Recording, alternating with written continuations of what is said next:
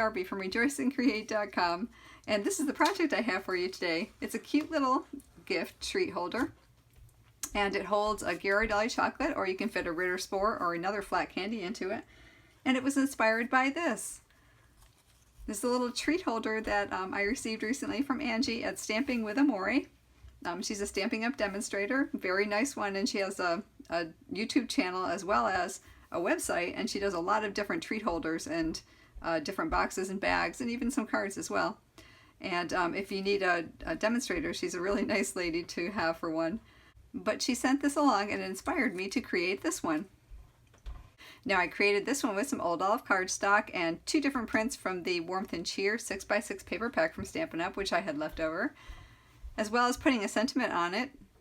For this one, I'm going to make one using the new Catherine Pooler Love Doves and Poinsettias, because the colors on this one is just so pretty. The patterns are so bright and happy, and the colors are very pretty.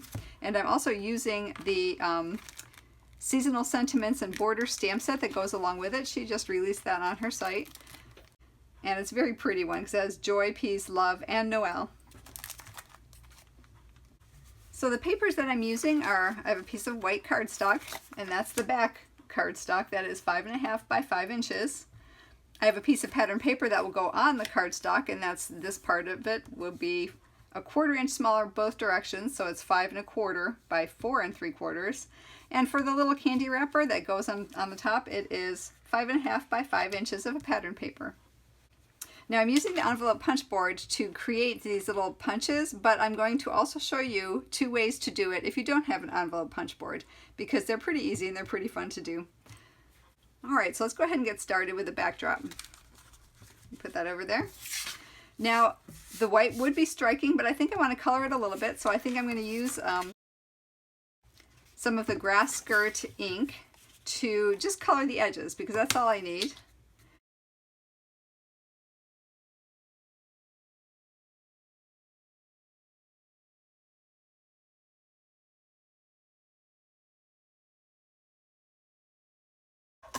Alright, so then what I'm going to do is round the edges, because I liked having round edges. You don't have to if you don't want to.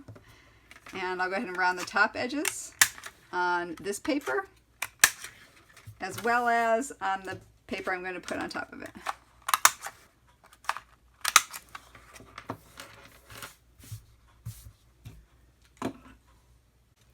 Alright, so now I'm just going to go ahead and adhere those together.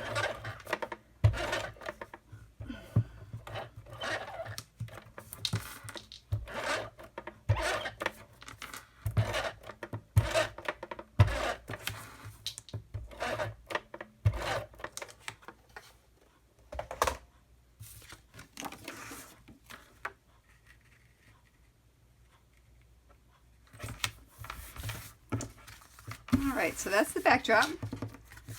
Let me put that aside for a moment, and we'll go ahead and score our little candy wrapper.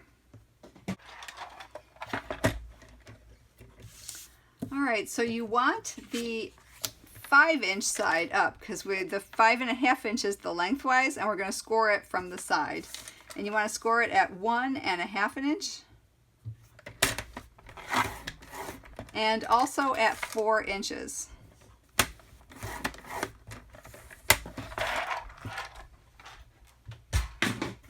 Okay, so what that gives you is it gives you a section that's 1.5 inches wide, and it gives you a section that is 1 inch wide.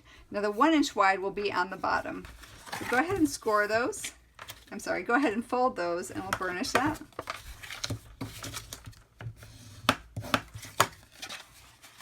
And then this 1 inch section is going to adhere to the bottom of the cardstock, so it'll be like this.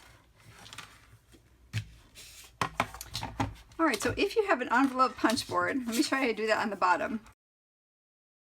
We're going to line the bottom edge up at 1 1/8 inch mark right there, and we'll go ahead and punch it. And then flip it over because we want the other side, and also line that up at the 1 1/8 inch mark. Okay, so this is what you have.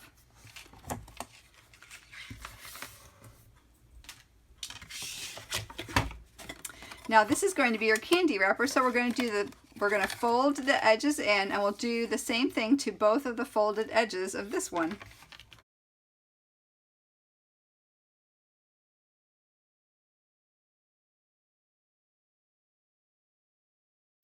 And this is what you have. Okay. All right, now if you don't have the envelope punch board, you can still do this project. I have a mock-up 5.5 inches right here. So go ahead and take your 5.5 inch piece and just take a ruler and a pencil, and from the edge mark it at 1 1/8 inch on this side, just a little dot, and from 1 1/8 inch on this side. And because it's 5.5 inches, we'll go 5.5 to 4.5 to 4 3/8 of an inch. Now from that mark, that's the center of your arc, the center of your punch out, you go 1/2 inch in both directions. So let's see, 1 2 3 4, that's a 1/2 inch over here, and then 1 2 3 4 is a 1/2 inch over here, and do the same thing to this side, 1 2 3 4. And you only have to mark 1 2 3 4, because after you mark 1, you could just use that one as a template for the rest of them. All right, so the next thing I would do is take in this particular one, I would take a 3/8 inch or a 1/2 inch punch, and I would line it up on that center circle and punch it out, you know, maybe just a little bit less than halfway. And that mark is right in the center of the circle, and the punches, or the paper, is just under halfway. And I'll do that to the other side too. Same thing, and make sure I line it up approximately the same distance. Of course, it doesn't have to be exact, but just keep that mark right in the center of the circle, side to side. And all you have to do now is just take a pair of scissors, and I would just cut from this other mark right up to that hump area, the curve of that circle you punched out. And you don't have to do this. Actually, you can leave it as a half circle and do it that way. That would be kind of fun as well. But if you want to look more like an envelope punch board punch, this is what you get when you do that. Now the other way to do it is we're going to mark it the same way. So let me turn around to this other side here and get my ruler back. So we're going to mark this the same way at 1/8 of an inch this way, 1/8 of an inch in from this side, which is 5.5 to 4.5 to 4 3/8. So we have it 3/8. Again, mark it 1/2 inch both directions from that mark. 1 2 3 4 over here. 1 2 3 4, and I'm counting the 1/8 of an inch, so I know 1/2 inch from both sides.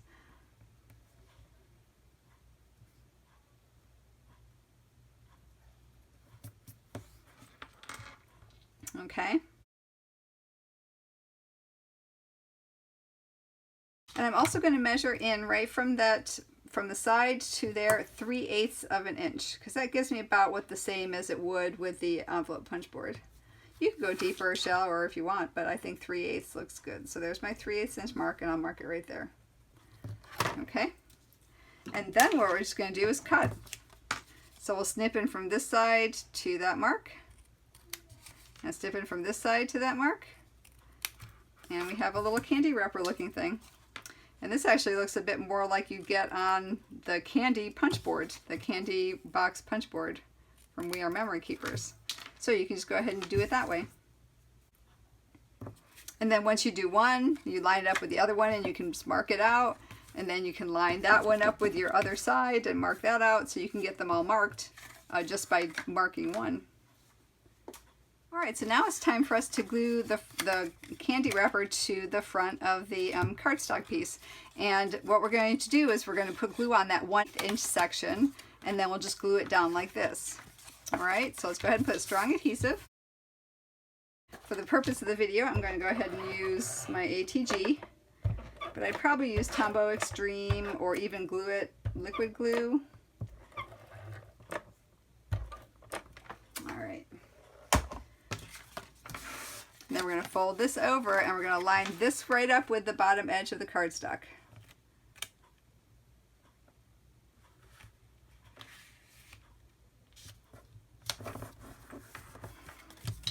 All right. Go ahead and rub that down. All right, now what we're going to do is estimate where our holes we're going to punch our holes through the cardstock so that we can tie our ribbon or twine. So go ahead and fold that over and fold that up, and on the bottom, right where the bottom of your punch out is, go ahead and make a mark on both sides. And we'll open that up, and I'm taking a 1/8 inch, I'm taking a 1/4 inch handheld circle punch, and I'll go ahead and just punch both of those out.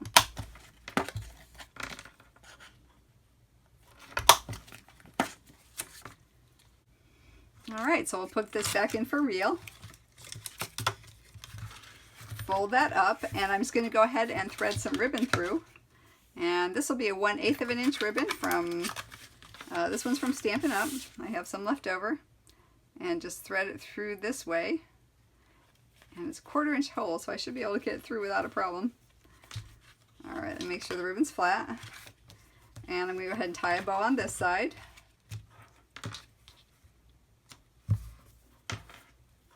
And I'll tie a bow on this side as well.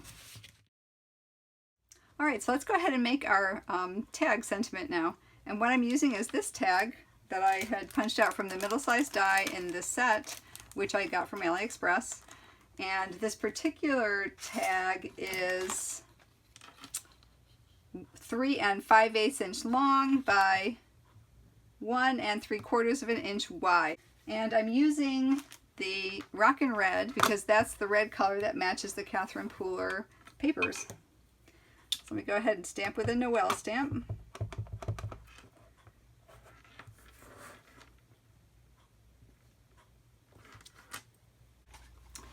And then I'm using the grass skirt again because I'm going to stamp the holly from the stamp set.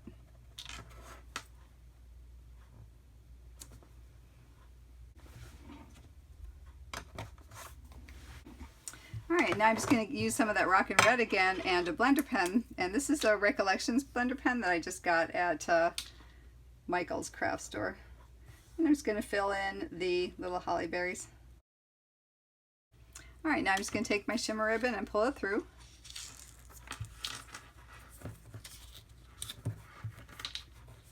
And then you use a piece of the ribbon to tie a little knot around it.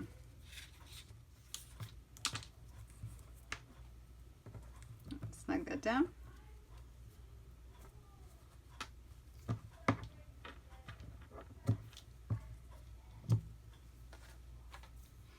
Then we'll put some glue on the back of that.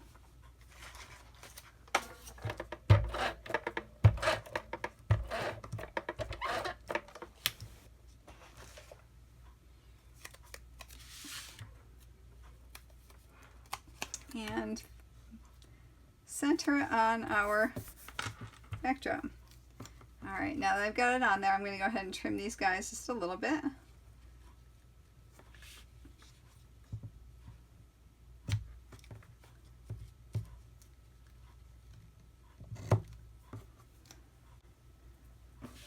And then to keep my little tails in place, I'm going to use a glue dot. I'll use one under the bottom ribbon, and then I'll just make sure this is snug down, and then I'll use one between the ribbons just to keep it in place. I think it makes a fun little project, and certainly you can write anything you want on the back of it. I'll use any sentiment on the front of it, and I think it makes a fun little treat. So I want to thank Angie at Stamping With Amore for giving me the inspiration. And I hope you enjoy the project and give it a try. If you liked the video, please subscribe and hit the bell notification icon to be notified of new videos as I upload them. If you want more information on this project or any others I've done, please go to rejoiceandcreate.com. And as always, until we meet again, I hope your days are blessed. Bye!